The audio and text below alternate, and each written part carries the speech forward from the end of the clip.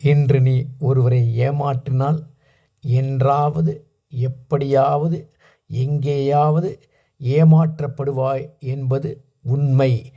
இதை சொல்லி என் தாய் ஒரு நீதிக்கதை சொன்னாங்க. அந்த கதையை நீ சொல்கிறேன் குழந்தையிலே, கேட்கலாமா? காகம் இறைய தேடுவதற்காக பறந்து சென்றது. வாங்கலையோ வடை, வடை வாங்கலையோ வடை, வடை வாங்கலையோ வடை. பாட்டியிடம் ஒரு பெண் வடை வாங்கினார். வடை வாங்கிய ஒரு பெண்மணியும் காகம் வடையை கேட்டது. பெண்மணியும் காகத்திற்கு வடையை கொடுக்க அது மரத்தில் உட்கார்ந்து கொண்டது.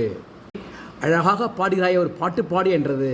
கா கா என்று சொல்லவும் வடை கீழே விழுந்தது. கவ்விக்கொண்டு நரி ஓடி சென்றது. ஒரு குண்டு ஆடை நரி பார்த்தது.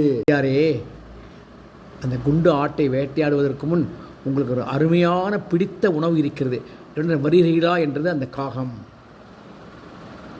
காகத்தின் பேச்சை கேட்டுக்கொண்டு நரியும் ஓடி சென்றது. காகம் வெள்ளேரி பழம் இருக்கும் ஒரு தோட்டத்தை காட்டியது.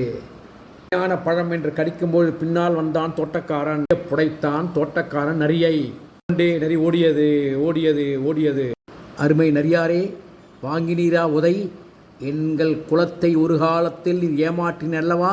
இன்றதற்கு சமத்தியாக நான் பதிலடி கொடுத்து விட்டேன் என்றதும் நரி முகத்தை தொங்க போட்டுக்கொண்டு ஓ என்று அலறியது. ஆகையினால் குழந்தைகளே, எந்த காலத்திலும் யாருக்கும் எந்த கேடும் செய்யாதீர்கள். அது உங்களை ஒரு நாள் என்றாவது தாக்கும் என்று முடித்தாள் என் தாய். குழந்தைகளே, அதை நீங்களும் ஃபாலோ செய்யுங்கள்.